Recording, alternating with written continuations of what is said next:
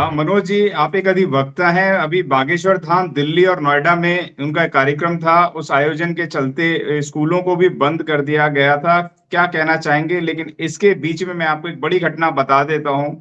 बागेश्वर धाम पंडाल के अंदर एक महिला को इस तरीके से कूड़े के ढेर की तरह उठाकर पुरुष लोगों ने फेंक दिया। वो वीडियो भी मेरे पास है, मैं आपको वीडियो दिखा देता हूँ।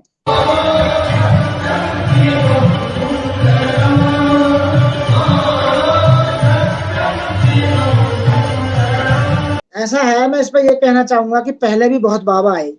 बाबा राम रहीम, आसाराम, रामपाल, आपने देखे होंगे उनके क्या हाल है, आज किस स्थिति में है। जी मैंने यहाँ जी तक कि देखा कि अटल बिहारी वाजपेयी देश के प्रधानमंत्री जी भी उनके पैर छूने गए, और जी आसाराम बापू के, हमारे देश के जो वर्तमान प्रधानमंत्री हैं, वो पैर छूते मैंने देखे।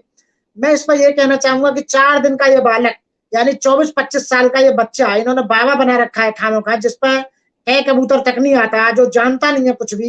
ये यानी कि मैं ये कह रहा हूँ, इसे प्रोडक्ट बनाया जा रहा है, इसे धर्म की अफीम के साथ लपेटा जा रहा है, क्योंकि वो बात करता है कि हम हिंदू धर्म को या हिंदू राष्ट्र बनाएंगे इस देश को। जो धीरेन्द्र शास्त्री है, वो ये बात करता है कि इस देश को हम हिंदू धर्म में बनाएंगे या हिंदू देश घोषित करेंगे।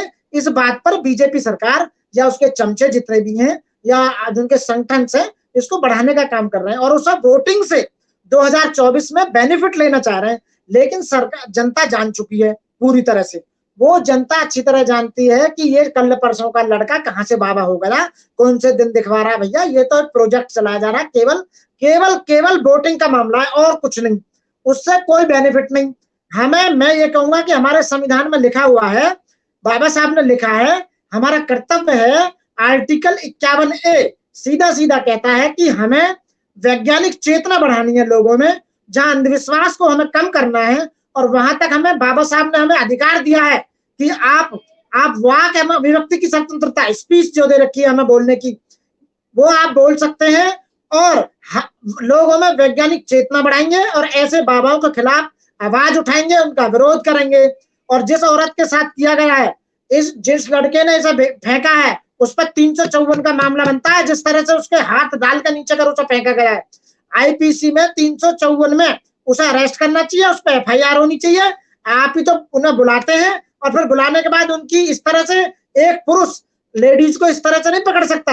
अरे आप व्यवस्था हो नहीं रही, आप लेडीज वो रखो ना, अपने जितने भी वॉलेंटियर है आप लेडीज रखो संभालने के लिए। यदि लेडीज आ गई है, यदि जेंट्स ने उसे पकड़ कर फेंका है जिस तरह से नीचे कर हाथ डाल के, उसमें 354 मेड आउट होती है, और उस पर एफआईआर करके उस आदमी को जेल भेजना चाहिए तुरंत। जी, आपने भेजा, जेल भेजना चाहिए। लेकिन इतना साहस कहां से आ जाता है कि किसी भी महिला को इस तरीके से भरे दरबार में बेइज्जत कर दें? आप बोल सकते हैं कि आप दरबार से आगे चले जाएं, इधर से रास्ता नहीं है, इस तरीके की बात कर सकते हैं। लेकिन इतना साहस कहां से आ जाता है कि किसी भी अनजान महिला को अवैध तरीके से उठाकर भरे पंडाल में कूड़े के ढेर की तरह फेंक दें? क्या कहना चाहेंगे साहब? जब लोगों में मानवता खत्म हो जाए, या अपने आप को भगवान समझने लगे कि हम ही भगवान है, सब कुछ हम ही है, और लोगों का चढ़ाया इतना आ जाए, चढ़ावा इतना पैसा आ जाए, लाखों करोड़ों रुपए जब चंदा आने लगता है, तो लोगों की आंखों पे घमंड का नशा चढ़ जाता है। इस समय जो बागेश्वर है, उस पर इतना पैसा आ रहा है, उस पर शास्त्री पे, उस लड़के पे इतना पैसा आ रहा है जो बाबा बना हुआ है, कि पैसे की थाह नहीं है। इस समय लोग आधाधुंध चंदा दे रहे हैं। दिल्ली, एनसीआर, नोएडा में जितने भी पंडाल लगाए जा रहे हैं, वहां जो लोग जा रहे हैं वो धनढ़ लोग हैं। यह पश्चिमी उत्तर प्रदेश या दिल्ली एक ऐसा प्रांत है इस तरह का, जहां लोगों पर पैसे की कमी नहीं है। धर्म के नाम पर लाखों लाखों रुपए चंदा देना, उनसे चंदा मांगना, उनके दिन देखना। अब लोग वो जाते हैं, जो मैं उन लोगों की बात करता हूं, उन्हें वहां नहीं जाना चाहिए जहां तुम्हारी बेइज्जती हो रही है। ऐसे बाबा, आप इतने कितने बाबा आए, कितने जेल में सड़ रहे हैं और कितने सड़ेंगे, और इसका भी भविष्य में यही हाल होगा। अभी बीजेपी की गवर्नमेंट चली जाए, कांग्रेस की गवर्नमेंट आ जाए, या किसी की भी आ जाए, धीरेन्द्र शास्त्री सबसे पहले अंदर जाएगा, और ये भागता नजर आएगा तो विदेश भाग जाएगा। धीरेन्द्र शास्त्री यहाँ कहाँ रुक रहा है ये, और इसके जितने चेले पंडे संडे हैं, ये सारे भागते नजर आएंगे जितने भी हैं।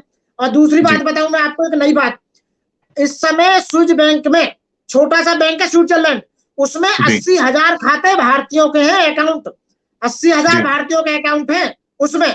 और वहां अकाउंट खोलने की जो कंडीशन है, जिस आदमी पर 10,000 करोड़ डॉलर होंगे, कितने 10,000 करोड़ ओपनिंग शुरू में खोलने के लिए, वही वहां अकाउंट खोल सकता है। 80,000 भारतीयों का पैसा है वहां, 80,000 जी। करोड़ लोगों का। तो भारत का जो पैसा है वो वहां विदेश में जमा हो रहा है, जिनमें धीरेन्द्र शास्त्री जैसे भी वहां है।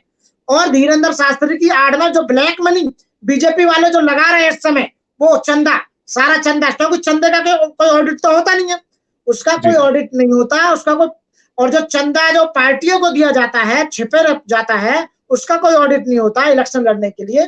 तो ये जो इसके माध्यम से जो पैसा बटोरा जा रहा है, और आने वाले समय में बीजेपी उस पैसे को चुनाव में लगाएगी।